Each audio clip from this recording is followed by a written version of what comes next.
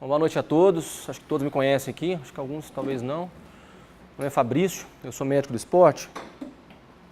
Vou falar um pouquinho para vocês agora sobre lesões em corredores. Mas só para lembrar, esse tema é gigantesco, né? Isso é aula para um livro inteiro. Então eu vou abordar algumas coisas de forma um pouco mais superficial e outras coisas eu vou adentrar um pouquinho mais, que eu acho que são mais relevantes para a gente aprender. Tá, um pouquinho só de epidemiologia para vocês, de estatísticas, dados estatísticos sobre corrida. Tá? Eu peguei isso aqui num site americano e eles fazem pesquisas com corredores, com assessorias esportivas, quase que anualmente. Tá? Esse aqui é um questionário que foi respondido por 6.000 corredores. Tá? Então tem bastante relevante e representam bem, principalmente uma amostra americana de corredores, né? Então isso aqui não é uma amostra brasileira, mas eu creio que no Brasil se aproxime um pouco disso aqui. Tá? Nos Estados Unidos, então 43% dos corredores, a distância preferida é a meia maratona. No Brasil, isso aqui é um dado diferente. Os brasileiros ainda preferem correr 10K, tá? É a distância preferida de todos eles. Nos Estados Unidos é a meia maratona. O que os corredores querem aprender, né? O que eles desejam aprender? Então, as principais informações que eles buscam quando eles vêm em revistas, conversam com pessoas, conversam com o pessoal da assessoria esportiva, a primeira coisa, quais são os melhores lugares para correr, né? Quando estão de férias. Melhores lugares para correr quando estão em casa, na cidade onde moram. E o terceiro tópico aqui, ó, 45% respondem que eles querem entender como prevenir lesões. Tá? Então, esse é um tema bastante importante para os corredores. E das lesões, o histórico de lesões nos últimos meses desses corredores que foram entrevistados, né? A maioria deles queixou de bolhas. É bem comum isso aqui, a gente acha que bolha não é importante, mas é uma causa de parar de correr, interromper a corrida. A gente nunca pensa nisso, né? Bolhas, mas as bolhas realmente são bastante relevantes.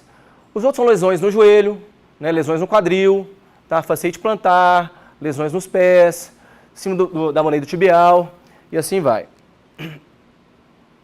E como é que esses corredores eles lidam com a lesão? Né? O que eles fazem quando eles são diagnosticados ou eles começam a sentir alguma dor, algum incômodo? Perdão. A maioria deles não fazem nada, tá? O tópico aqui, 27% desses, só apenas 27% vão procurar um médico para fazer uma avaliação correta. Tá? A maioria faz tratamento por conta própria. Alguns param de correr, né, esperam um tempinho, procuram auxílio de outras pessoas, mas apenas 27% procuram um médico ou mesmo um fisioterapeuta para tentar fazer um diagnóstico preciso e um tratamento correto daquela lesão. Outro dado que é bastante importante, né, essa que é a evolução da corrida ao longo dos anos, olha a proporção entre homens e mulheres. Né? Como as mulheres ultrapassaram os homens na corrida. Né? Hoje, atualmente, as mulheres são mais representativas do que os homens nas corridas, praticam mais corrida do que os homens. Eu não sei como é que estão vocês nas assessorias aí, vocês têm mais alunos homens ou mulheres? Mais mulher, né? E está assim todo mundo nas outras assessorias também? Geralmente são mais mulheres? Os homens estão procurando, mas ainda são mais as mulheres, né? Legal. E é isso aqui, ó. 63% mulheres, 37% homens. Né? A faixa etária, geralmente, dos corredores fica entre 35 e 54 anos. Essa é a maior faixa etária de corredores. A maioria são casados. Né? A maioria são casados. E alguns solteiros vão correr para procurar, né, o seu próximo marido ou esposa. A maioria dos corredores correm muito, gostam de correr bastante. Só um pouquinho. Nossa Senhora. 56% correm pelo menos 4 vezes na semana. Tá? Então, é uma prática muito corriqueira. E a frequência de corrida é muito grande. Né? Tem gente que você conhece na rua e corre 6, 7 vezes por semana. Né? e esse inclusive é um dos fatores que predispõe a lesão. Né? Correm muito, treinam muito volume de treino e esquecem que precisam recuperar. Peguei uns dados aqui, tá, da Poana Sports. Então hoje a Poana é a empresa que faz mais corridas em Uberlândia.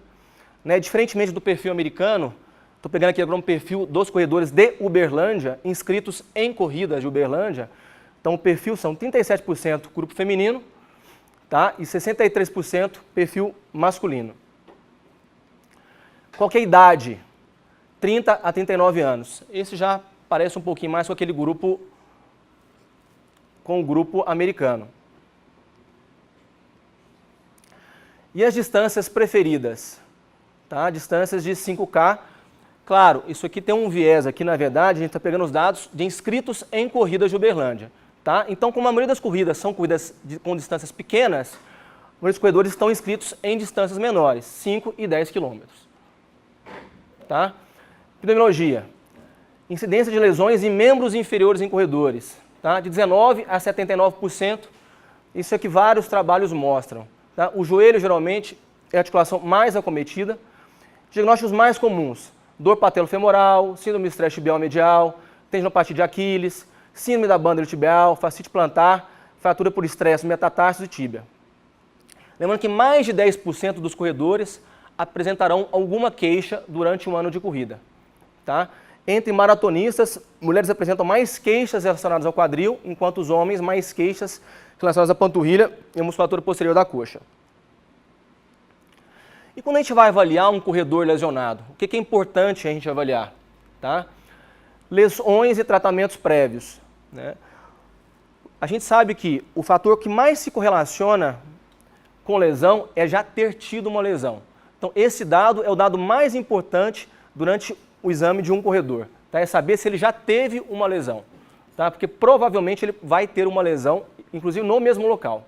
Tá? Treinamento atual. Então, o que ele está fazendo atualmente? Qual que é o volume de treino? Quando que ele começou a treinar? Quantos quilômetros que ele corre? Se ele mudou a intensidade do treino, o volume de treino, mudou o terreno. Tá? Então, isso é importante. Uso de calçados e órteses. Ele faz uso de algum calçado? Alguém indicou algum calçado específico para você? Tá? Como é que você escolheu o calçado que você usa? Usa palmilha, superfície de treino, onde treina. Então isso é importante saber, às vezes o treinamento é feito sempre em terrenos muito rígidos, nem sempre em esteira ou terrenos mais macios, isso pode ter relação também com lesão. Detalhes da dor, sempre muito importante. Claro, em todos os pacientes que a gente for examinar, saber detalhe da dor. Quando que ela começa, quanto tempo que ela dura, se ela desaparece depois que acaba o treino, se ela persiste por mais tempo, tá? Se ela melhora com o uso de anti-inflamatório ou não. Outra coisa, pratica outras atividades ou só pratica corrida? Tá? Isso é também de extrema relevância. O histórico de treinamento, já praticou algum outro esporte ou sempre praticou corrida? Já praticou algum esporte na infância? Isso é importante porque muitas pessoas hoje estão começando a correr tardiamente. A gente começando a praticar esporte tardiamente. Né? São pessoas que não praticavam nada na infância, né? E começam a praticar corrida depois dos 40 anos de idade. Então, são pessoas que têm uma consciência corporal ruim. A biomecânica, o gesto esportivo já é um gesto ruim. São pessoas que precisam aprender a correr. Tá? Então, isso é muito relevante também. Uso de medicações e suplementos. Lembrar de avaliar toda a cadeia cinética, não só a área acometida. Tá? A gente às vezes esquece, muitos esquecem de avaliar, está com a queixa de dor na coxa, só avaliar a coxa. Não, não é isso.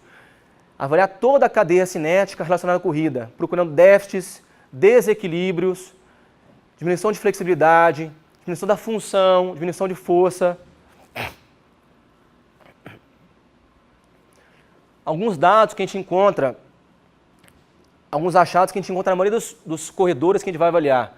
Fraqueza na flexão, rotação e abdução do quadril, presentes na maioria das lesões de membros inferiores. Então, sempre avaliar. Né? A gente lá na clínica, isso é uma coisa que é sempre feita na avaliação inicial de qualquer atleta, né? Qualquer paciente que chega para fazer um tratamento fisioterápico, primeiro é submetido a uma avaliação no qual sempre é medido força, flexibilidade. Então, isso é super importante. Aumento de lordose lombar, geralmente associado à fraqueza da musculatura anterior do core e quadril, assimetrias no vasto medial, associado à dor patelofemoral, cirurgia anterior, dor ao longo da borda medial da tíbia, síndrome de estresse tibial, perda da lordose lombar, pouca flexibilidade posterior, diminuição da rotação interna do quadril, pode estar associada à fratura do colo do fêmur, assimetria de quadríceps, osteoartrite.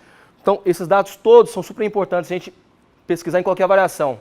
Fisgada e dor na virilha com joelho fletido, lesão labral, tendinopatia de pessoas, dor localizada na perna, ROP teste positivo, fratura por estresse, dor e aumento da espessura do tendão de Aquiles, tendinopatia, dor na inserção medial da face do calcâneo, fascite plantar, presença de descontinuidade, dor no trajeto do músculo, sempre suspeitar de lesão muscular, dor ao testar a função do músculo, tendinopatia, lesão muscular, dor no antepé durante fase de apoio, pode estar associada à fratura por estresse, tá?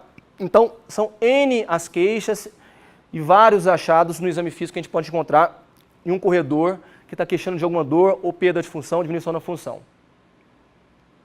Lembrar que os exames, eles são, sim, importantes, mas eles sempre são utilizados apenas para confirmar um diagnóstico. Tá? A gente não pede exame para achar algo, a gente pede exame apenas para confirmar diagnóstico. E na maioria das lesões por sobrecarga no corredor, os exames não são necessários. Tá? Então a gente pede exame apenas para confirmar diagnóstico.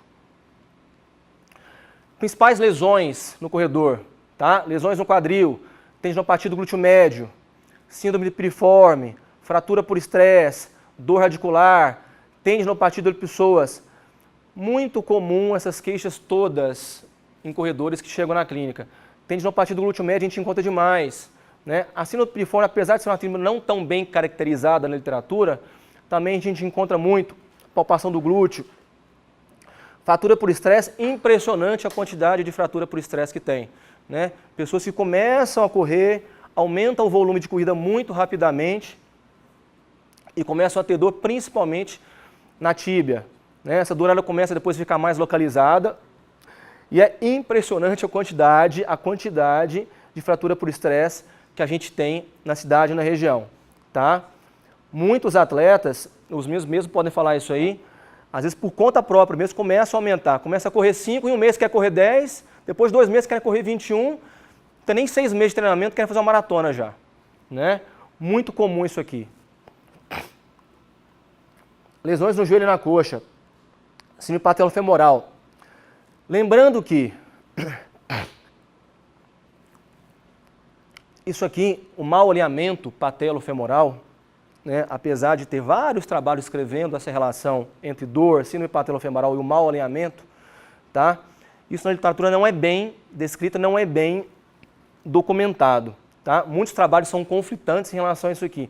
Então a gente não pode afirmar com certeza que o mau alinhamento causa dor. Tá? Fraqueza nos glúteos e principalmente overuse. Tá? Tudo isso aqui, eu vou falar para vocês algumas coisas aqui, mas na literatura científica a gente não consegue relacionar muito bem esses fatores com a causa da lesão. Tá?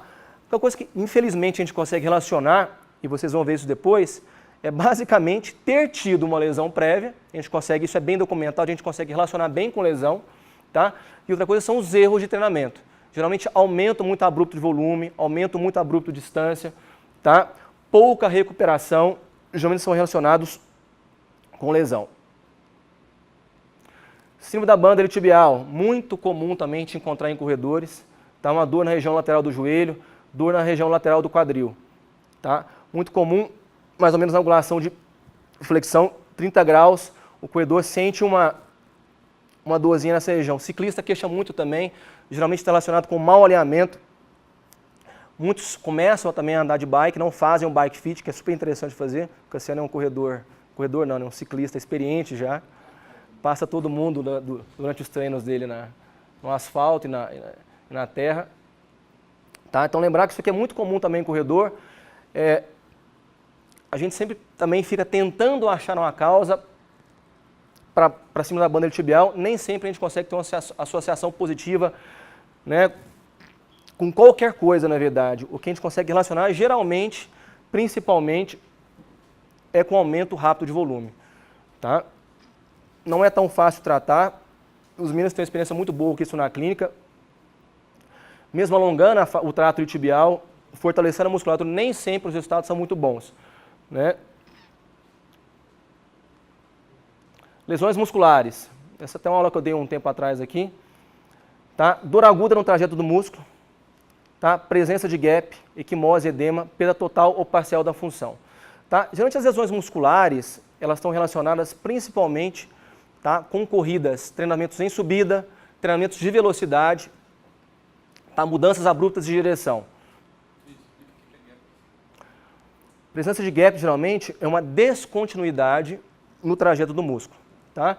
Geralmente, quando a gente tem um gap, uma descontinuidade, que é palpável ou visível no exame muscular, a gente vai ter uma lesão, que é a lesão que vai cometer mais de 5%, geralmente entre 50% e 50% do músculo, da circunferência transversal do músculo. Tá? Geralmente são lesões importantes quando a gente tem um gap já, e geralmente são relacionadas à perda parcial ou até perda total de função. Equimose. Tá? Nem sempre a equimose aparece sempre na área da lesão, ela pode até descer um pouco pelo efeito da gravidade, então fica um pouco roxo. Tá? E geralmente nós temos então a perda total ou parcial da função. Esses são alguns artigos relacionados a umas coisas bem atuais agora, falando sobre osteoartrose e corrida. Né? A gente sempre tendeu a desaconselhar corredores com diagnóstico de osteoartrose, né, a parar de correr. Alguns trabalhos, as revisões sistemáticas, mostraram que nem sempre isso é verdade e nem sempre essa relação entre corrida e piora da lesão, ela aparece. Um trabalho de coorte, na verdade, a gente não tem um trabalho que a gente separou grupos que correram ou grupos que não correram, esses trabalhos apenas avaliaram. São dois trabalhos grandes, na verdade. Um trabalho pegou várias pesquisas, né, uma meta-análise, e um trabalho multicêntrico. Esses trabalhos todos avaliaram desfechos, tá? Mas não foi incentivado ninguém a correr ou parar de correr. São pessoas que apenas chegaram para fazer um diagnóstico, tinham um diagnóstico imaginológico, tá, e funcional de osteoartrose, e foram acompanhados durante alguns anos. O que perceberam?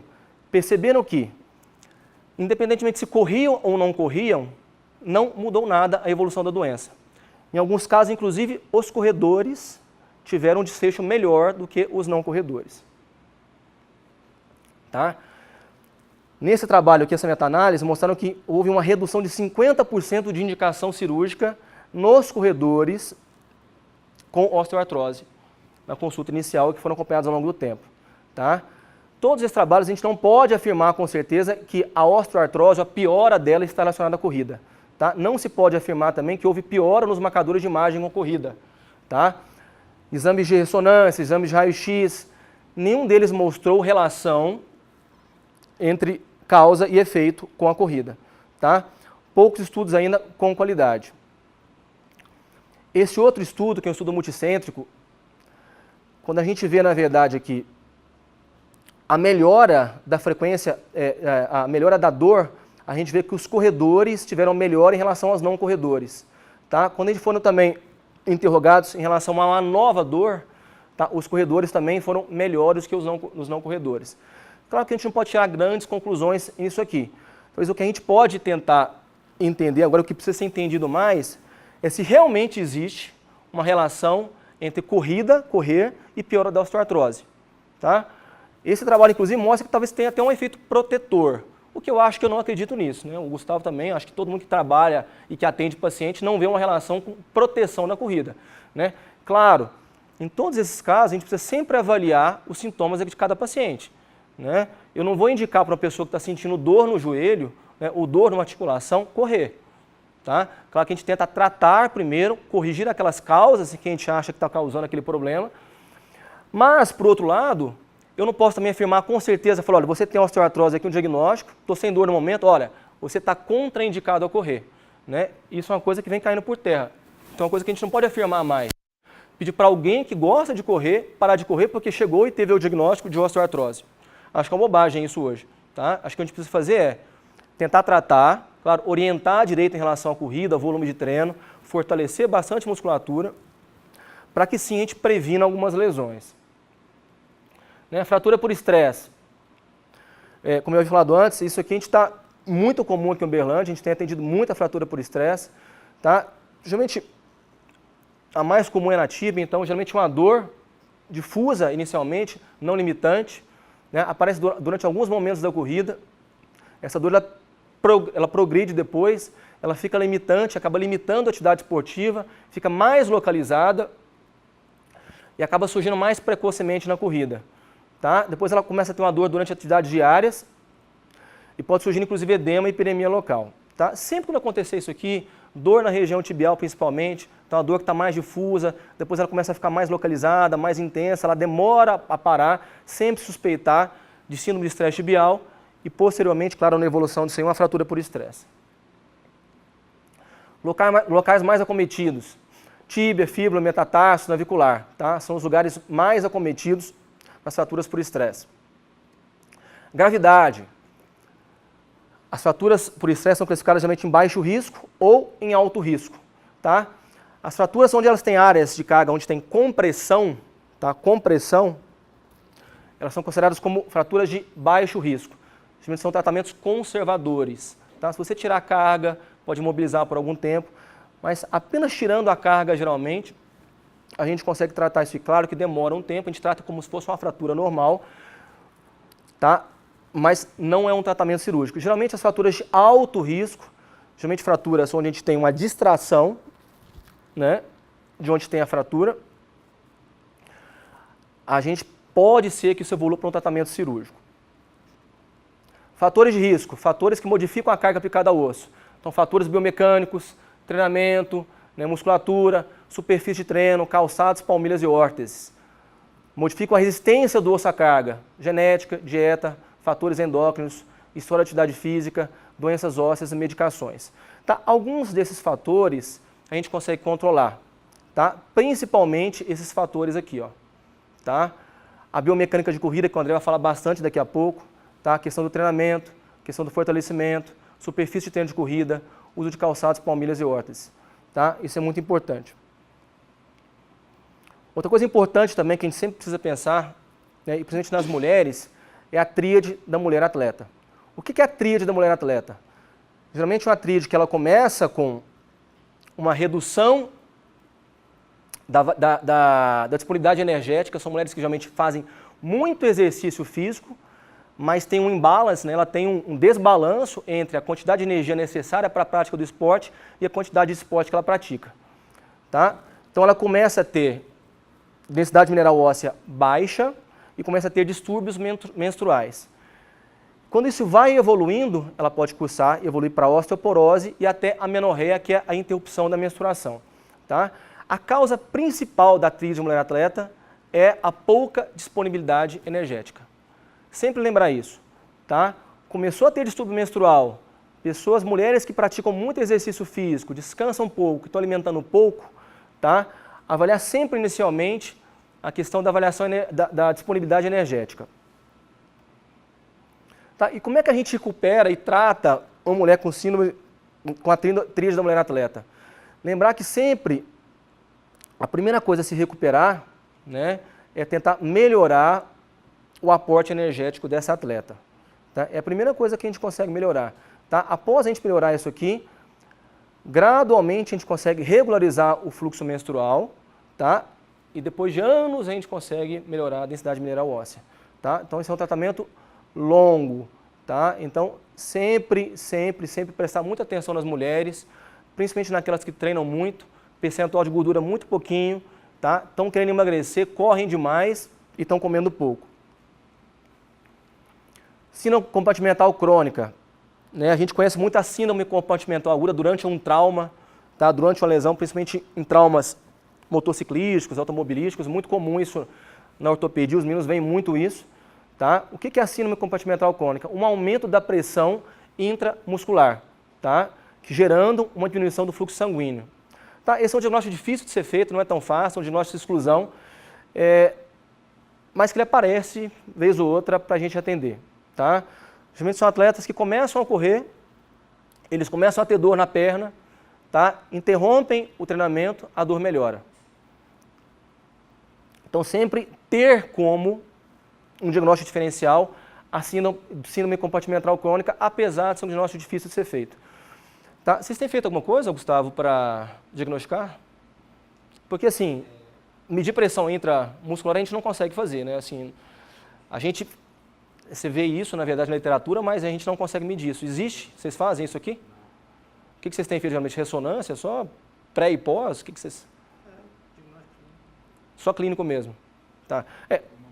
Quando eu suspeito, assim, a gente tem a vantagem na clínica de ter uma esteira, eu tenho feito geralmente quando tem uma clínica que eu suspeito, isso que eu ponho para correr na esteira, para ver se eu consigo ativar a dor. Tá? Mas é um diagnóstico bem difícil de ser feito. Ah, não, a clínica é bem sugestiva, Mas é interessante colocar, né, assim, colocar para correr, inclusive a questão da hiperemia, principalmente no pé, eu consigo ver, na verdade, uma diminuição do fluxo sanguíneo no pé durante a corrida, bem legal. Fascite plantar também é bem comum a gente encontrar atletas, né, corredores com fascite plantar, né, também relacionado à sobrecarga de treino, sobrepeso, idade, pronação e supinação excessivas. Geralmente, pronação e supinação excessivas, como eu falei para vocês, tem relatos na literatura, vários trabalhos mostrando, mas todos não são conclusivos quando falando isso aqui. Tá? A sobrecarga de treino realmente é uma coisa que a gente consegue relacionar bem, e sobrepeso também com fascite plantar. Pronação e supinação excessiva, geralmente a gente consegue relacionar tão bem. Tá? Uma coisa importante, quando eu ia falar depois também com vocês, principalmente em relação a calçados. Tá? Os corredores sempre perguntam para a gente qual que é o calçado ideal para a gente usar, né? Para prevenir lesão, ou o calçado ideal para correr. A literatura mostra hoje que o calçado ideal para se escolher é o calçado que seja mais confortável para você. Tá? Nunca escolher um calçado baseado no que alguém te falou ou aquele teste de loja para ver se você precisa de um calçado para pronação ou para supinação. Tá? Sempre, inicialmente, escolher um calçado neutro, se possível, e principalmente um calçado que seja confortável para os pés. Essa é a principal dica. Tá? Sempre escolher calçado confortável. O resto é bobagem. A literatura não consegue comprovar nada, não consegue fazer relação nenhuma com as outras coisas. O que a gente sabe hoje sobre calçado é simplesmente isso. Calçados confortáveis geralmente estão associados com menos lesão do que os calçados são escolhidos por algum outro motivo. Tendinopatias, enfim, a gente tem tendinopatia de todos os músculos relacionados à corrida, né? Dentre elas, a mais importante nos corredores é a tendinopatia de Aquiles. Tá? A gente relacionada a pouca flexibilidade, pronação excessiva, calcâneo valgus ovaro, tá? Sobrecarga, treinos em subidas e principalmente treinos em velocidade. Tá? Pode acontecer, às vezes, um espessamento da região aqui, dor na região. E sempre, em todas as tendinopatias, o principal exame que a gente fazia é testar a função do músculo. Testou a função do músculo, sobrecarga, tá sentindo dor, a gente vai suspeitar de tendinopatia. Outras lesões, sesamoidites, neurão de Morton, síndrome do túnel do tarso, lesões nas unhas, também muito importante, corredores que usam tênis apertados principalmente, tá? Começam a ter lesão em unha, principalmente durante corridas longas, tá? Bolhas por fricção. São lesões que não incomodam tanto, não tiram tanto esses atletas da corrida, mas são lesões também muito importantes e diagnósticos diferenciais importantes durante o exame médico. Tá? E a parte mais importante aqui, fatores de risco para lesões, enfim, as diversas lesões na corrida, fatores intrínsecos e extrínsecos. Fatores intrínsecos, ângulo Q aumentado. Então, esse ângulo aqui, quanto mais aumentado, né, a gente falava antes aqui que quanto maior o ângulo Q, maior a predisposição a ter síndrome patelofemoral, né? Mas os estudos não evidenciam associação. Tá? Então, apesar de a gente tentar corrigir, fortalecer glúteo, fortalecer musculatura, mas os estudos não evidenciam associação com síndrome patelofemoral. Tipo de pé também, geralmente não está muito associado, a não ser o pé muito calvo, tá? Pode estar associado a fascite plantar, algumas fraturas por estresse. Discrepância de membros, tá? Também não existe associação com lesão, apenas se alteram a função, alteram a marcha. Então, discrepâncias muito grandes que alteram a biomecânica, esses sim estão associados à lesão. Idade, geralmente pessoas acima de 40 anos, menos lesões. Tem um viés aí também que corredores, geralmente quando tem muita lesão, eles acabam interrompendo a corrida procurando outro esporte. Então, geralmente, idade acima de 40 são aqueles corredores que têm menos lesões e continuam a corrida para a vida inteira. Gênero, então, importante que mulheres, claro, tem a tríade de mulher atleta, Tá? Lembrar da deficiência energética e a fratura por estresse. Sobrepeso também sempre associado com lesão, né? Quanto maior o seu peso, maior a sobrecarga. E lesão prévia. Essa aqui sim, a maior associação com lesão é já ter tido uma lesão. Fatores extrínsecos. Treinos maiores que 65 km por semana. Tá? Então, volumes de treino maiores que 65 km tendem a predispor a mais lesões do que treinos menores. Tá? Aumentos abruptos em distância e intensidade. Sempre muito importante também. Recuperação e sono. Tá? Lembrar, eu sempre falo isso, é muito importante que a recuperação e um sono, né, uma boa higiene do sono, são sempre muito importantes para prevenir lesão. Tá? A recuperação faz também parte do treinamento. Tá? Não é só treinar. Lembrar que a recuperação também tem que estar inserida no treino. Tá? Superfícies rígidas. Então, superfícies muito duras, principalmente concreto, também tem uma relação positiva com lesão.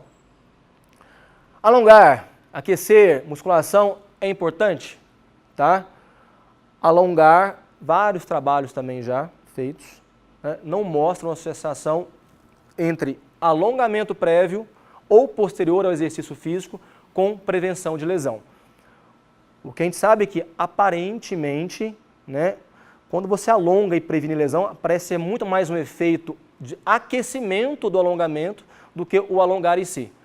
Alongamento é importante, treinamento de flexibilidade é importante, super importante, tá? Mas ele deve ser feito em momentos que não o do esporte em si. Tá? Ter flexibilidade é muito importante e principalmente para pessoas muito rígidas e principalmente para idoso, que começa a perder muita função. Tá? Musculação, muito importante também, apesar também da gente não encontrar muito dado na literatura, mas a gente sabe que se você corre e você treina força, isso é uma prática, na verdade, uma experiência mais clínica do que científica, a gente tem percebido uma relação com prevenção de lesão com pessoas que fazem exercício físico ou treinam aqueles músculos pensando em prevenir lesão para aquela modalidade específica de treinamento. Então, a gente sempre indica, acho que é algo importante. Tipo de calçado, novamente, calçado, sempre escolher calçados que sejam confortáveis. Palmilhas devem ou não ser usadas? Então, acho que as palmilhas são indicadas geralmente se você tem alguma dor específica, elas são usadas para minimizar pelo menos aquele desconforto, né? Elas não vão curar nada, tá? A palmilha serve apenas para isso, tentar minimizar uma dor, tentar minimizar um desconforto.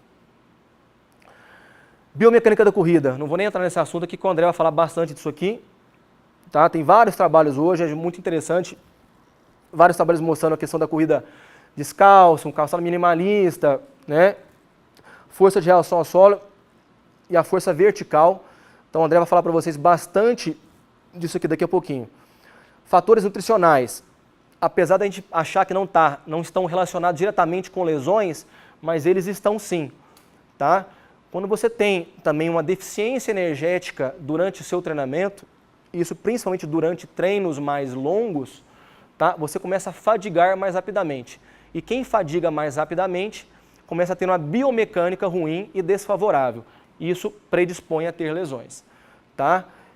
Vários modismos aí de não usar carboidrato, usar carboidrato, tá? Eu sempre aconselho, claro, isso vai da experiência de cada um, mas eu sempre aconselho um aporte de carboidrato, principalmente para treinamentos aeróbicos longos, tá? Eu acho que esse sim é o suplemento mais importante que todos os atletas precisam, tá? Proteína é importante, vitaminas são importantes, água, sais, todos são muito importantes, mas lembrar que o atleta de endurance precisa principalmente de carboidrato. Tá? Alguns gostam de treinar em jejum, tá? Mas nunca aconselhem pessoas que estão começando a praticar exercício físico a treinarem em jejum. Tá? Eu acho que isso vem depois com o tempo e vai ser uma escolha pessoal. Sugestões então para a prevenção de lesões em corredores. Aumento gradativo da distância, sempre, sempre, sempre, sempre. Recuperação também faz parte do treino. Limitar a distância, máximo de 65 km por semana. Claro que a gente não vai conseguir isso. Maratonistas vão treinar mais do que isso. Ultramaratonistas vão treinar mais. Mas pensando em prevenção de lesão, isso aqui é um dado importante. Tá? Quando a gente começa a ter quilometragens maiores, a gente tem uma relação causal maior. Tá? Treinos longos acima de 20 km, não mais do que 2 por mês. Não correr mais que 4 ou 5 vezes por semana. Realizar outras atividades. Tá? Então a gente pode recuperar descansando sem fazer nada, mas a gente também pode fazer um cross-training. Você vai acabar usando outro grupo muscular que não aquele da corrida. Então você está treinando aerobicamente, mas você está usando um outro músculo. Então você está sobrecarregando outro grupo muscular. Tá? Lembrar de sempre aquecer, muito importante, um aquecimento dinâmico. Então aquecer aquele grupo muscular para qual você vai fazer aquele esporte, aquele músculo que será usado. Treinar flexibilidade fora dos treinos de corrida. Tá? Preferir superfícies mais macias. Claro que isso nunca é possível, mas principalmente quando começa a surgir dores, tá? Tentar preferir superfícies mais macias durante aquela fase, pelo menos. Tá? Antes de aumentar a velocidade, é importante ter volume. Tá? Os treinadores sabem isso de longa data já. Então, primeiro ganhar volume de treino, né, para se adaptar, depois começar a treinar mais velocidade. Treinos de velocidade tendem a ser menos lesivos se inclusos dentro de treinos fartlek. Então, os treinos fartlek são aqueles treinos que envolvem diferentes velocidades durante o treinamento. 20 a 30% total de treino. Tá? Não falando para nenhum treinador fazer isso. Tá? Cada treinador, na verdade, o treinamento é muito empírico também. Cada um tem sua experiência própria. Estou falando só o que a literatura mostra para a gente evitar lesão. Evitar treinos de velocidade em descidas também relacionados principalmente a lesões musculares. Tá? Escolher calçados confortáveis, nutrição adequada e os treinos preventivos são super importantes. Tá? Uma dica também em relação a calçados, que é muito interessante, é sempre ter 2 tipos de calçados, tá? E 2 de modelos diferentes. Por quê? Se a gente usa sempre um mesmo calçado, a gente sempre sobrecarrega o mesmo local. Tá? Quando você usa calçados diferentes, você deixa de sobrecarregar aquele local que aquele calçado sobrecarregava e passa a sobrecarregar outro. Então, dá tempo de descansar aquele outro local. Tá? Assim a gente previne lesão. Então, sempre importante. Tem também uma regrinha de evitar usar o calçado com mais de 600 km de rodagem. Isso é uma média aí, acho que vale, né? Porque os calçados começam a criar uma memória. Então, principalmente aquele lugar, aquele calçado sobrecarrega muito uma certa parte do corpo, ele começa a sobrecarregar mais ainda. Tá? Então, o ideal é que troque-se o calçado a cada 600 km de rodagem. Tá? Lembrar sempre que não existe uma causa só relacionada à lesão. As causas são sempre multifatoriais. Tá? Então, tentar abranger tudo isso aí para procurar a causa. É isso aí, moçada. Obrigado. Bom, vamos lá. Eu vou falar um pouquinho hoje sobre biomecânica da corrida. A ideia aqui é discutir se existe uma forma correta ou não de correr. É uma pergunta muito comum já na clínica, se eu corro do jeito certo, se eu não corro do jeito certo. Né? Então, a gente resolveu linkar isso com a aula do Fabrício. Eu achei que ficaria grande demais bater em cima de cada lesão, uma vez que vão ter reuniões de joelho, reuniões de pé, onde as lesões que foram citadas na aula como lesões principais dos corredores vão ser faladas no tratamento clínico de cada aula. Então, bom, a ideia hoje é falar um pouco sobre a biomecânica de corrida.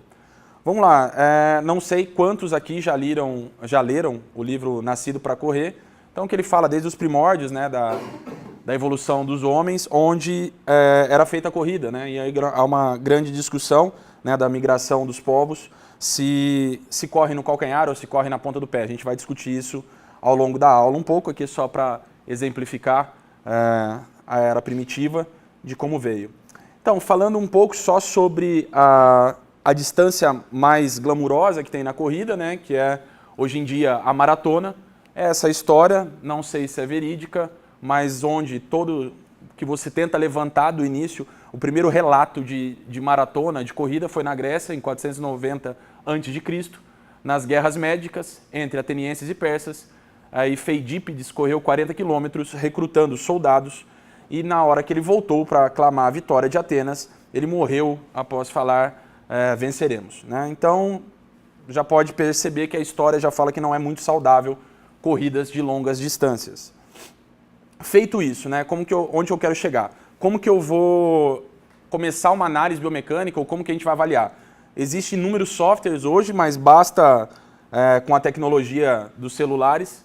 Hoje você tem um celular que quase todos recentes filmam em Full HD, então basta perder um tempo, colocar a câmera e olhar o seu atleta, o seu paciente. A gente tem possibilidades hoje de câmeras de alta velocidade que fazem 100 quadros por segundo, então é aquela super câmera lenta que consegue, nos canais de natureza, parar o beija-flor no ar, pegar aqueles movimentos do pingo da água subindo. A gente pode utilizar isso nos laboratórios de marcha, ou utilização também de alguns softwares de análise de movimento, podendo ser 2D ou 3D, o que dificulta um pouco a realidade, mas a gente tem muita opção no mercado, inclusive softwares gratuitos. O que é a diferença de um software gratuito para um software pago? Qualidade da imagem, facilidade de utilizar as ferramentas, é mais por esse lado. Aqui um exemplo de uma imagem da tela do software que a gente usa na clínica, que é o MyoVideo da Noraxon. A plataforma é a mesma e você pode evoluir com câmeras de alta velocidade, câmeras com infravermelho.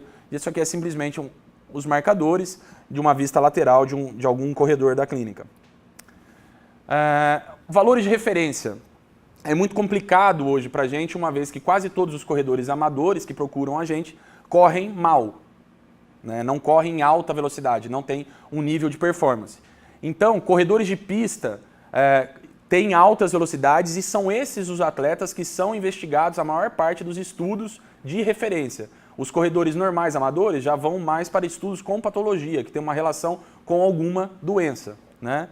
Então, há uma dificuldade em laudar baixas velocidades, principalmente se você não tem câmera de alta velocidade. Você perde quadros de movimento, né, iniciais, porque o movimento da articulação é pequeno comparado quando em alta velocidade. Mas o interessante é você criar um banco de dados próprio, seja de treinamento, né, no caso de uma assessoria ou de algum treinador, e também no caso de uma clínica como a nossa, né? Então, é legal a gente saber, a maior parte das pessoas que tem uma bursite de quadril, elas apresentam qual padrão de movimento na fase de aterrissagem. A gente começa a ter uma curva e em cima disso a gente vai traçando as nossas estratégias terapêuticas, tá? Aqui é um exemplo de uma flexão de joelho no balanço médio. Sempre a análise vai ser feita de um lado primeiro do outro. É difícil num software 2D você pegar dois momentos ao mesmo tempo, tá? Então a gente acaba fazendo um lado por vez. Aqui só um exemplo de um artigo que a gente usa muito para definição de biomecânica, é um artigo velho, tá? Mas ele é um artigo de base. Então, só um exemplo do que seria marcha, né, que ele divide marcha, corrida e tiro, né, que seria a parte de alta velocidade. Aqui um exemplo do vídeo. E no caso de uma velocidade maior, só um segundo, uma questão de tiro, onde já projeção de tronco, um pouco mais de impacto na musculatura e uma movimentação mais rápida dos membros. Seria isso. Muita gente está aqui, mas acha que está nesse ponto. Então, na hora que a gente filma, tem essa dificuldade. Aqui um exemplo de quem pôde acompanhar já em algum momento ao vivo isso, que foi um feito, né, para a história do atletismo, mudou. Quem podia imaginar que ele ia quebrar a barreira, ele se destaca com uma mecânica completamente ao contrário de tudo que tinha sido feito. Então, isso marcou demais todo o ano olímpico, né, e ele virou o fenômeno que virou, né, o Bolt. Então, em cima disso,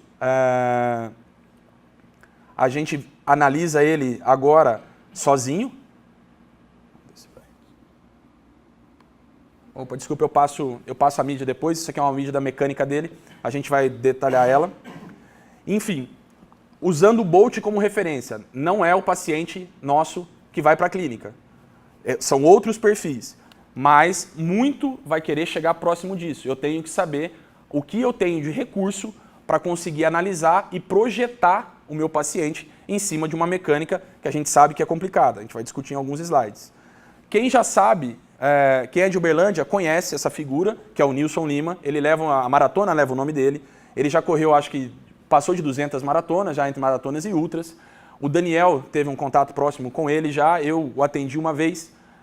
A mecânica do Nilson não é perfeita. Ela foge muito do padrão do Bolt, tá? Mas ele evidencia, ele experimenta pouquíssimas lesões ao longo desses 200 maratonas que ele fez, em números assim astrondosos, de corridas em 7 dias, são dados assim surreais para um paciente normal. Ele é uma referência internacional o que ele faz, tá? E ele não tem uma mecânica perfeita, mas por isso a gente vai corrigir? Então essa é a dúvida que eu falo. Eficiência é o quê? Não machucar? Ser mais veloz? Cansar menos? O que a gente vai ter? O que eu quero como eficiência? Eu não sei. O paciente tem que falar. A gente tem que conversar junto. Diferente de um atleta de alto rendimento, né? Então, o que a literatura mostra, né, nesse trabalho, falando se existe alguma economia de corrida, né, na técnica, se há uma técnica econômica, né, de corrida, alguma mecânica. Ele viu que tem muitos fatores a serem analisados. A mecânica tem pouca correlação com o consumo de oxigênio durante a prática esportiva. E a fase de propulsão, né, ela parece ter a maior relação com a economia de energia. Ou seja, a gente discutir não tanto só a fase do contato inicial do calcanhar, né, que fica, mas tanto mais a fase final, que seria a fase de propulsão, de como ela está sendo feita e qual a musculatura está sendo usada e qual a mecânica, qual o grupamento muscular, para aí sim tentar pensar numa questão de economia. O estudo que eu falei de ser um estudo bem legal, para ter por base quem quer começar a estudar isso, tá? Aqui já dá para dar um padrão bem interessante. Algumas nomenclaturas que precisam ser claras para quem começa a ler trabalhos de biomecânica ou quem quer começar a estudar, pesquisar. Esses termos são extremamente comuns em trabalhos. Você precisa saber a fase da corrida, que ciclo da marcha você está fazendo análise. Geralmente é mais fácil você dividir e separar o lado direito do lado esquerdo. Então sempre você vai ter um segmento em fase de apoio, em fase de stance, né, que ele chama, ou em fase de balanço.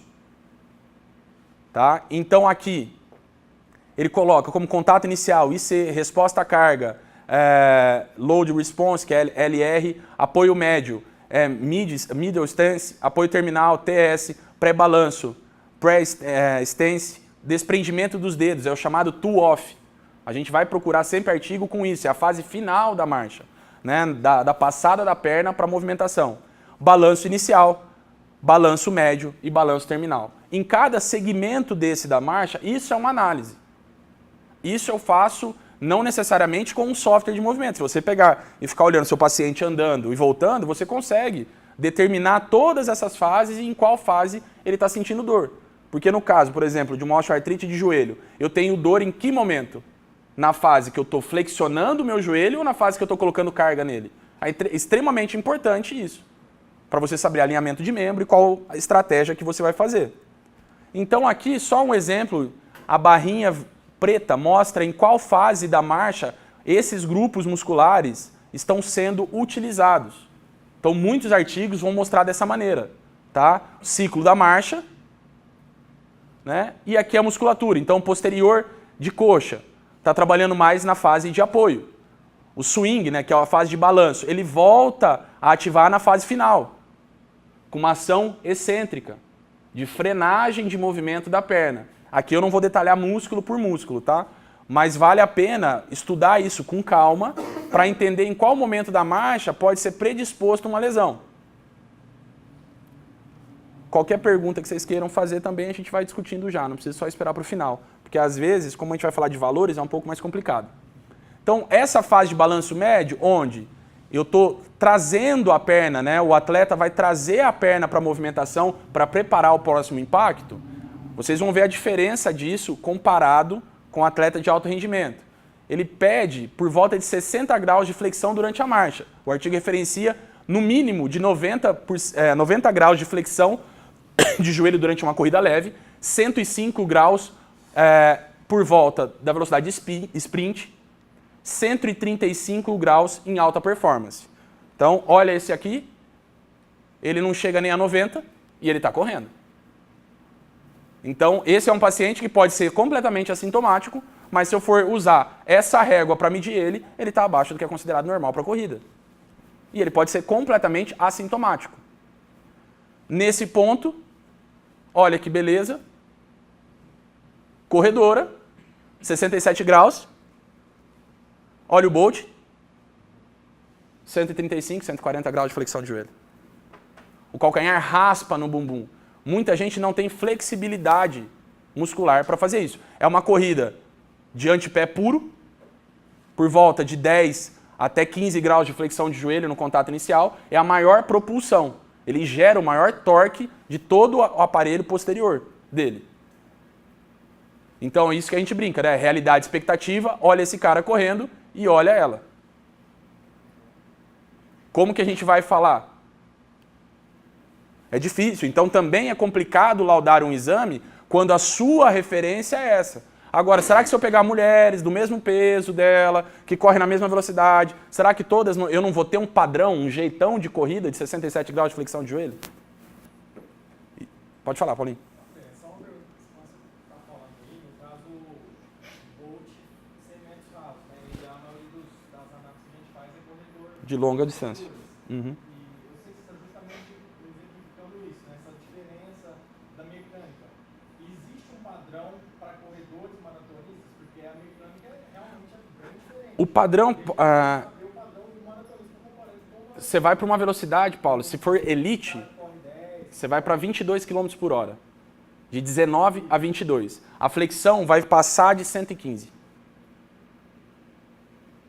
Porque para muita gente, essa velocidade de ele beira quase 40. Tá? Então, você chega nessa fase aqui, você vai chegar nessa fase acima de 105, no atleta de elite de maratona, fundista.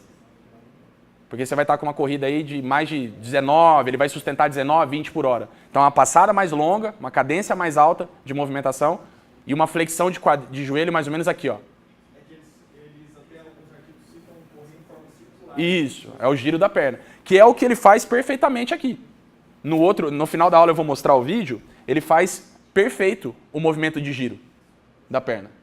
Ele realmente bate a ponta do pé, raspa, toca o calcanhar e vai lá na frente buscar o impacto de novo. Ele não corre muito vertical, caindo sobre a sombra do pé. Então o movimento de giro não muda tanto no tiro. O duro é tentar ele sustentar essa mecânica por muito tempo, entendeu? Pode falar, Hugo.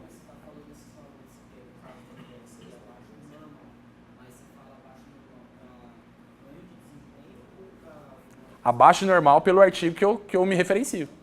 Ele coloca que numa velocidade de sprint, a pessoa deveria estar com 105 graus, e numa velocidade de corrida aqui de acima de 12 por hora, teria que estar com pelo menos 90 graus de flexão de joelho. Esse artigo não é de lesão, esse artigo simplesmente é de biomecânica.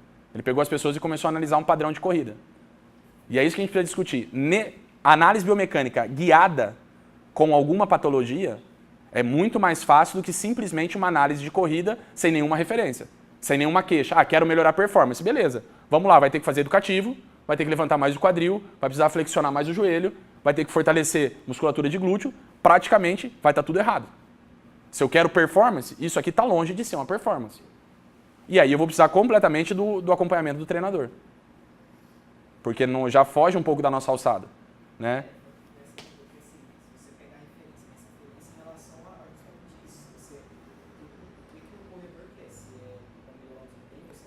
Aí hoje nós já temos artigos de biomecânica que mostram sobre lesões isoladas.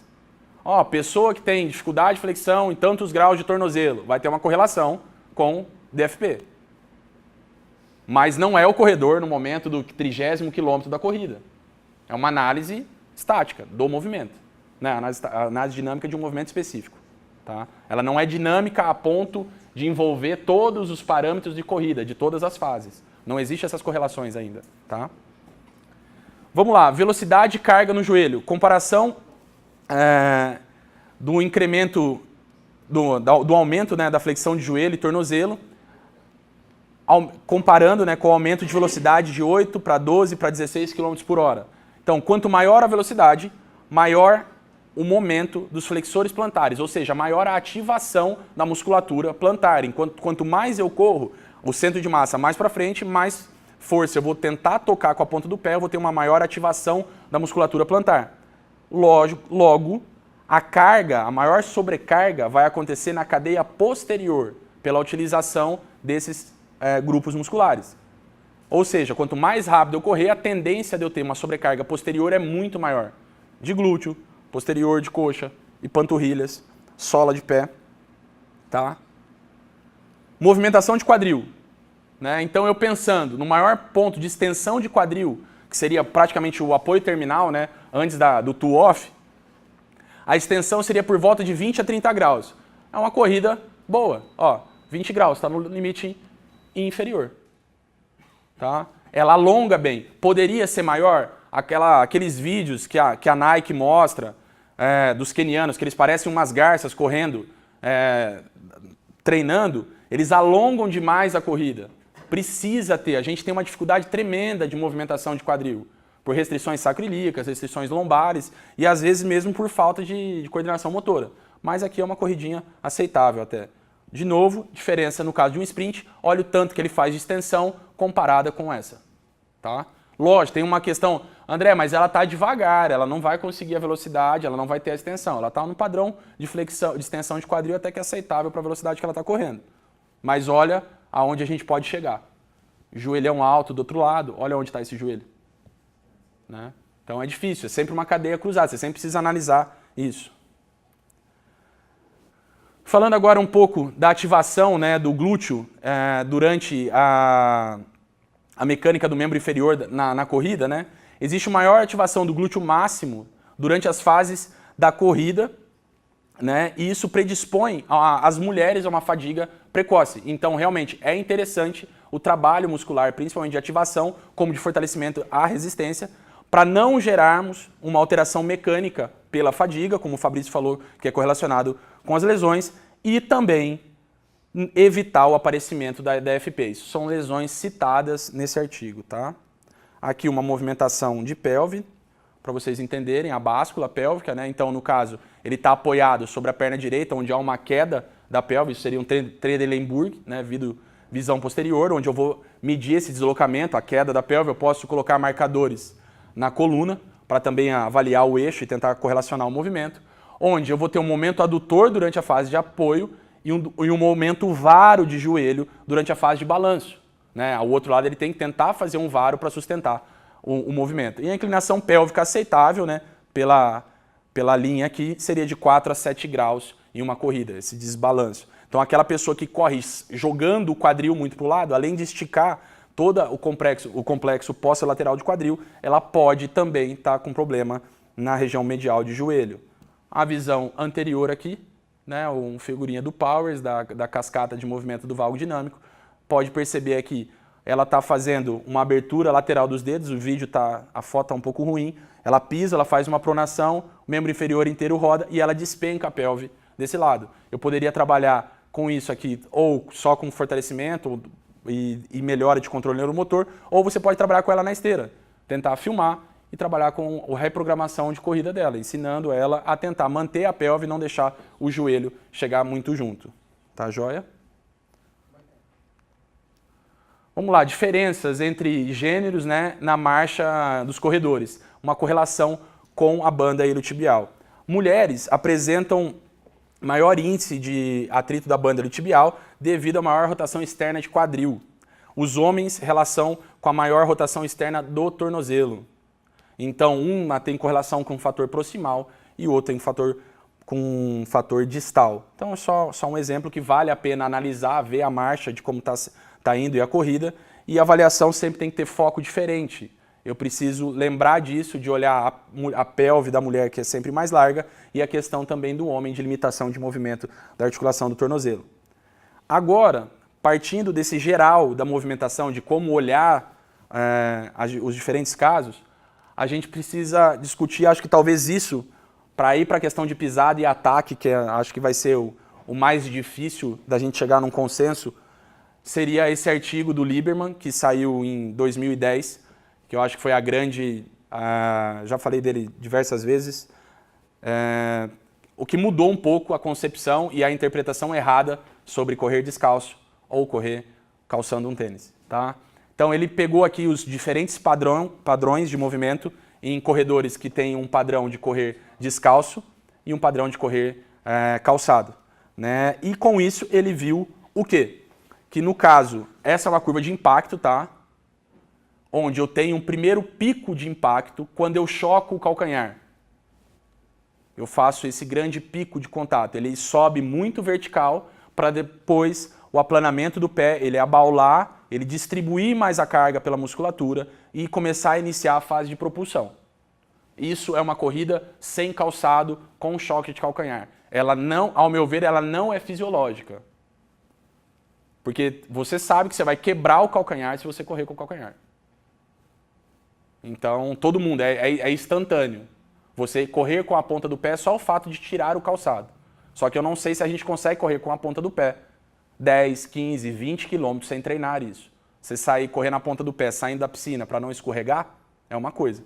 Agora, você manter uma maratona, uma corrida na ponta do pé ainda mais descalço, que foi o que a Nike criou, o Five Fingers, um monte de coisa, a ideia é o quê? Já, você quer correr descalço, pelo menos você não tem pele, né? Você não tem casco para aguentar isso, vamos proteger pelo menos para você não ter problema. E aí tem alguns pesquisadores que já falam muito sobre o fortalecimento de musculatura intrínseca, a gente vai discutir isso mais para o final da aula, e realmente sugerem um treinamento todo para chegar nessa fase. Vamos ver corridas sem calçado, mas aterrissando com a ponta do pé. Há uma diferença, eu não tenho o primeiro impacto, tá vendo? Ó. É fácil de notar a diferença. Primeiro impacto, ponta de pé. Descalço também. Eu não tenho mais o primeiro impacto. Automaticamente eu estou usando a mola do meu corpo para absorver o impacto, que seria toda a cadeia posterior, tendões e tudo mais. E aí, pegou-se isso como padrão, uma vez que o padrão é esse de movimento, mas o estudo mostrou dessa maneira e entendeu-se que era melhor correr descalço para sempre. Mas se a gente comparar, correndo calçado, olha o pico de impacto como é pequeno, chocando o calcanhar. Ó, olha esse pico agora de impacto aqui, né? Bati o calcanhar de tênis contra esse. Diminuiu. Ele teve uma magnitude um pouco maior, mas ele diminuiu. E se eu vou para a ponta de pé? Não está aqui. Mas tem ainda a ponta de pé calçado. Você pode fazer isso. Então essa é uma primeira ideia que a gente tem que ter sobre correr com calcanhar e correr com a ponta de pé. E ponta de pé, quando se fala, é ponta de pé. Tá? Não é pouca coisa. É realmente antepé, cabeça dos dedos. Não é aquele médio ponta que a gente sugere que a maior parte das pessoas faz. Realmente é ponta de pé. Então, para isso, já é descrito que não há diferença de machuca mais ou machuca menos, comparado calcanhar e ponta. Eu nem coloquei na aula que isso já é batido. Não existe tipo de corrida que machuque menos. Aqui a gente vai estar tentando descobrir se tem um padrão, mas para lesão não tem diferença. Posso bater o calcanhar, eu posso bater a ponta do pé, vão machucar, a incidência é a mesma, só que muda as regiões. Você basicamente escolhe se você quer tratar cadeia anterior ou cadeia posterior. Então esse é um estudo legal falando sobre o uso de calçados com grande amortecimento para calçados normais. Né? Ele foi pego 12 homens, a média de 27 anos, corridas entre 10 e 14 km por hora. Os tênis utilizados foram o Hoka Conquest e o Brooks Ghost 6. Tá? Para quem não conhece, são esses os tênis. O Hoka, onde ele tem um grande amortecimento, gigante. Esse é um tênis maximalista. Esse aqui é um tênis neutro, tá? Regular, né? Com amortecimento padrão, né? Onde não tem uma diferença tão alta de calcanhar para ponta, mas tem um amortecimento padrão. E aí a gente entendendo um pouco mais do artigo, aquilo lá, né? Um alongamento no L0, né? Uma fase de frenagem quase, que é a fase do impacto. Na hora que você faz o primeiro contato, dependendo da angulação que você cair com a perna, você gera um impacto totalmente posterior, uma força de tração para trás, você zera isso. Aí você tem uma fase de amortecimento e depois a gente veio para uma fase de propulsão. Então aqui ele coloca como load rate, né, que é a absorção de carga, o primeiro impacto, e aqui a gente já vai para a fase de propulsão no meio da curva de impacto, né, da força de reação ao solo. Então, entendendo bem, essa aqui é a molinha. Então, bati, choquei, absorvi, propulsão para frente. Essa é uma divisão. Ele comparou o quê? Então, aqui ó, o tênis convencional, o Brooks, e o maximalista. O impacto foi maior, tanto em velocidades baixas, como em velocidades altas. Baixa 10 por hora, alta 14. Lembra? Então, linha vermelha, maximalista, o pico de impacto foi maior. Eu tendo maior amortecimento, o meu pico de impacto acabou sendo maior. Então, a desculpa de usar o maximalista para diminuir o impacto não é verdade. Tá? Carga acumulada, a mesma coisa. Há um incremento, tanto em velocidade baixa quanto em velocidade alta, comparado com o tênis regular. Então, esse foi um dos primeiros estudos aí que estão analisando isso detalhadamente. Em sequência ainda, o enrijecimento muscular. né? A ficar com a perna dura, o stiffness muscular do membro inferior como um todo. Em velocidades baixas, o ROCA, né, o maximalista, ainda apresenta um pico de rigidez maior e também em velocidade alta. Mas o que é engraçado é essa oscilação aqui, ó. Na maior velocidade, o pico de impacto sobe, onde ele deveria diminuir, porque eu tenho menos tempo de contato ao solo. E essa carga que eles falam aqui, que é a oscilação de massa, o fato só dela ir para frente, a mecânica não dá conta, há ainda um acúmulo de carga. E ainda depois eles medem a questão de rotação, como o ROCA é muito alto, o calcanhar do solo, o momento de rotação do tornozelo é mais alto ainda e dificulta a absorção de carga pelo tibial posterior, que eu tenho o pé caindo para dentro mais, por mais que o tênis segure. Não sei se vocês conseguiram acompanhar. Então, meu pé está mais alto do chão, o momento de rotação da subtalar para valgo, né, para dentro, é maior. Porque se eu já estou com o meu pé mais próximo para o chão, a alavanca é menor. Tá? Então, para ter essa... Sempre a gente pensar nesses dois gráficos, né? Esse daqui é a carga de oscilação e esse aqui é o pico de vertical, que ela aumenta também na velocidade onde deveria ser menor. Depois eu vou mandar os artigos para quem quiser ler com calma, tá? Vamos lá, outro trabalho, né, falando da biomecânica após uma corrida de 5 km. Se há uma diferença entre o tênis regular, de novo, e o tênis com maior suporte. 15 mulheres, 34 anos de média. Como as corredoras, ou a maior parte dos corredores são mulheres, os trabalhos também estão tentando buscar as mulheres para pesquisa, para chegar mais próximo da realidade. 30 km semanal, tá? A gente fez a conversão em milhas aí, que os artigos só dão em milhas, porque é a distância dos Estados Unidos. O choque de calcanhar feito sempre como padrão inicial de mais de 90% dos corredores, aqui não fugiu, a amostra tinha um padrão de choque de calcanhar. E os tênis utilizados foi o New Balance 800 V2 e um ROCA Bond 4. Né? E a distância de fadiga, 5 km. Eles fizeram familiarização na esteira, todo o protocolo normal. E eles, aqui ó, o New Balance, né? E o ROCA Bond é outro, eu acho que é Bondi que fala. Aqui, o resultado, ou seja, novamente o maximalista perdeu para o tênis regular. Na questão de pico de impacto, eu ainda faço um maior impacto com o tênis maximalista. Então, novamente, a justificativa de diminuir o impacto, diminuir a carga, não rola mais para o maximalista. Carga acumulada em 5 km, maior no maximalista. Parece que quando você dá um suporte externo para o corpo, você tira o fator interno dele de proteção. Então, se você sabe que você vai bater o pé numa superfície dura, automaticamente você tenta amortecer o impacto. Se você está com 2 almofadas no pé, você não se preocupa muito. Essa parece ser a principal questão do amortecimento em excesso. Bom, vamos lá. Agora, visto isso, a gente corre a gente solicita a mudança do padrão de corrida. Ela é benéfica, então esse é um trabalho recente também, 2017, e ele viu que não há uma melhora de performance com alteração de pisada. Não reduz o risco de lesão, como a gente falou. Eu vou estar indo para outro grupo, uma cadeia anterior e uma cadeia posterior. Em muitos casos, quando não treinado direito, quando não feita a progressão, aumenta-se a chance de lesão. Então essa não é uma desculpa plausível para a gente tentar achar um padrão de corrida, uma vez que eu tenho uma corredora que corre com uma flexão de joelho de 60 graus e você pode ter um atleta de velocidade que corre com 120, 130 graus de flexão de joelho. Então aqui só exemplificando o que o estudo mostrou, né? Em velocidade baixa, moderada e rápida, não houve alteração dos grupos, né? O FF é forward, né? De correr com a ponta do pé, e o contato com o calcanhar, muito diferente a questão de performance. Tá? Não houve nada, nenhum índice de performance, de melhora de performance. Questão do impacto, a curva, aqui a linha mais clara, né, que seria onde não há o pico, é fácil identificar quando está com a mecânica ou com a ponta do pé, porque você não tem o primeiro impacto. Sempre vai se ter o primeiro impacto quando não está com o calçado. Tá?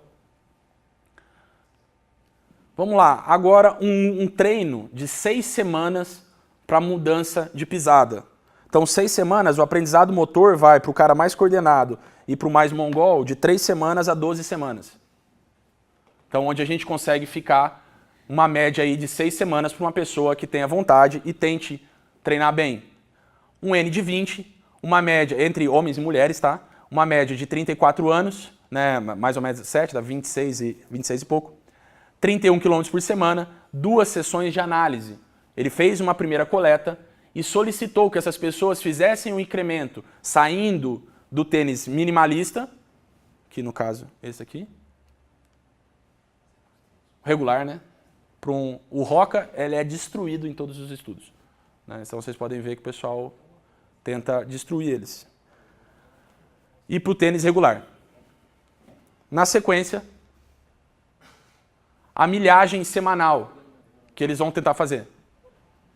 Ele fala para você correr 20% do que você corria com o seu tênis normal com o Roca, com o maximalista. 40%, 60%, 80%, 100% na quinta e na sexta semana.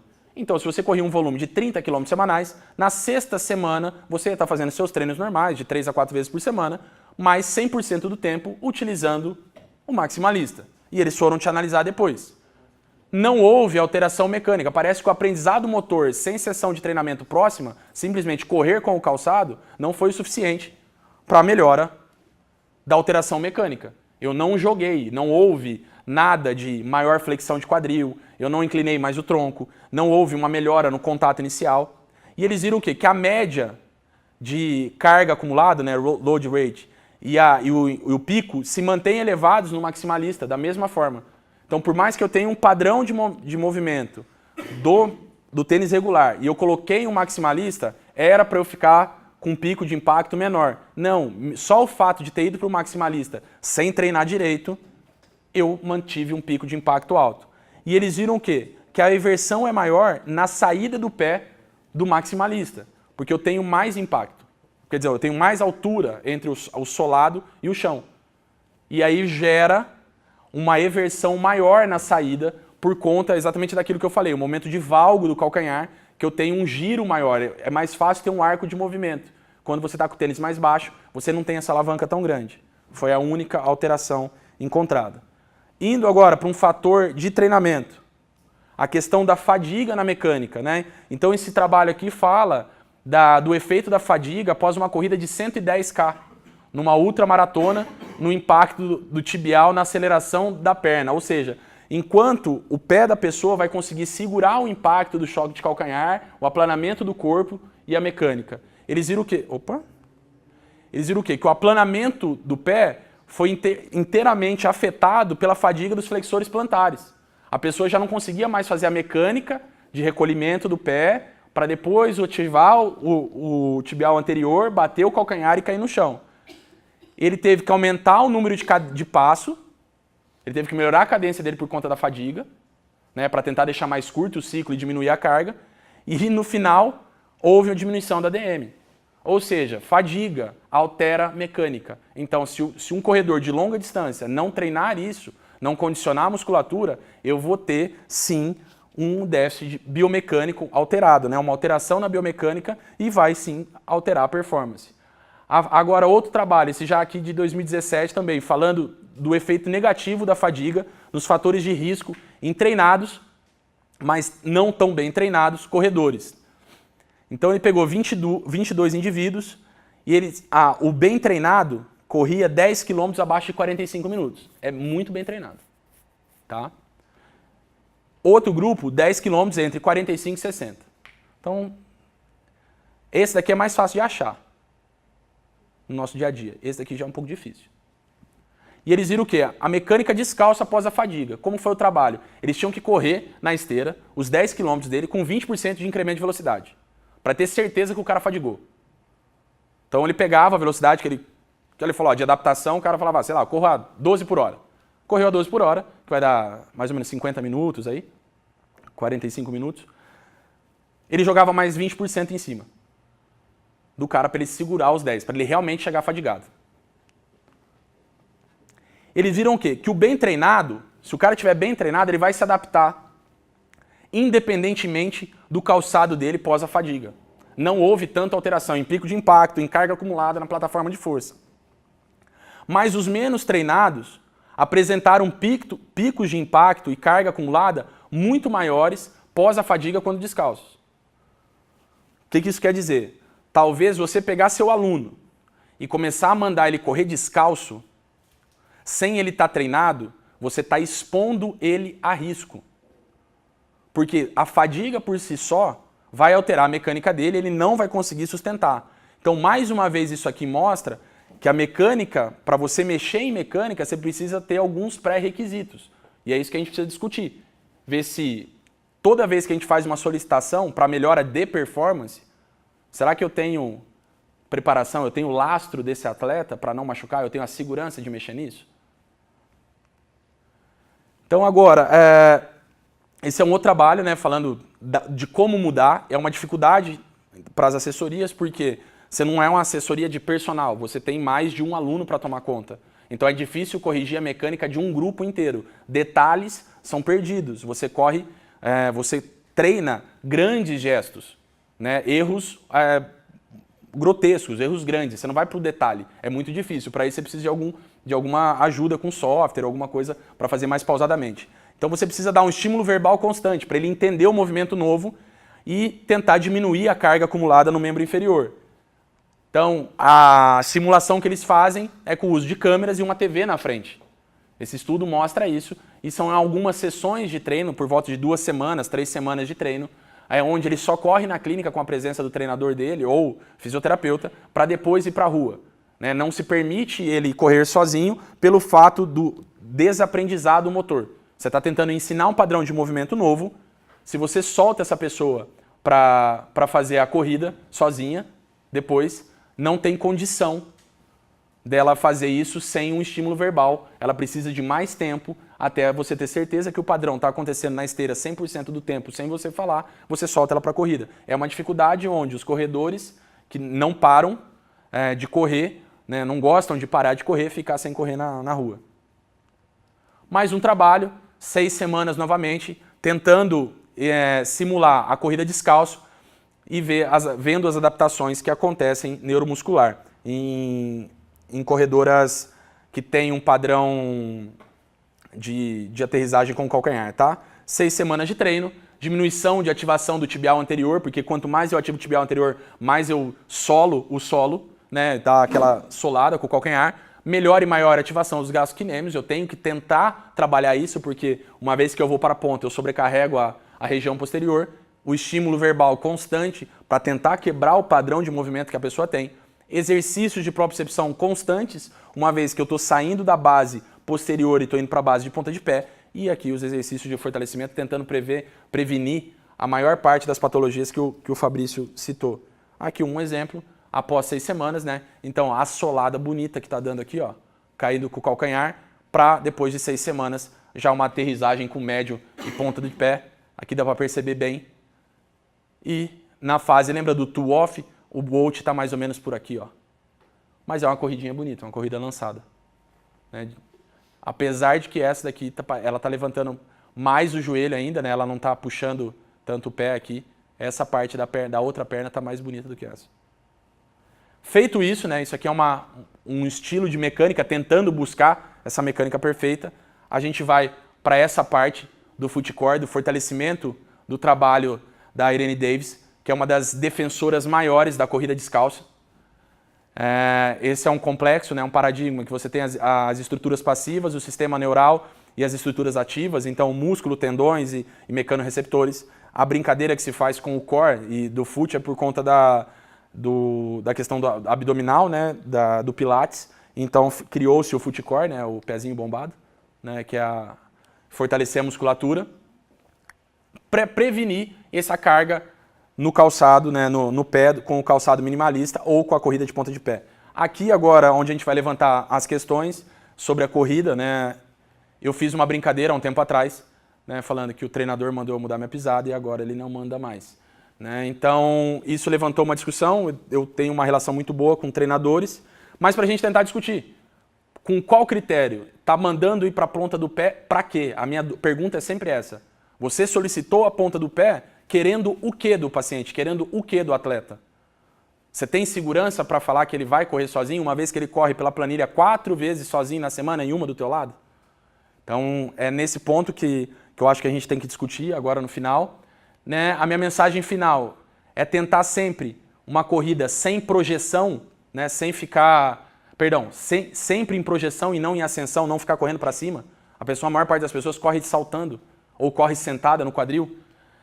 Movimentar o quadril, flexo, extensão, tem que ter boa movimentação. Manter a flexibilidade, como já foi falado. Fortalecimento excêntrico é o que destrói o músculo e ao final da maratona é isso que vai acontecer.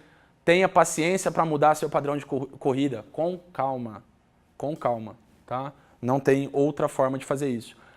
O Fabrício citou sobre a escolha de calçado, confortável sempre, esse estudo bate nessa tecla. Né? Ele fala, desvendando os mitos, né, da escolha dos calçados e os paradigmas entre o que vai te dar o maior padrão de movimento, o melhor padrão de movimento, ou o conforto. A gente viu que nesse estudo demonstra que o conforto é a melhor opção para a escolha. Né?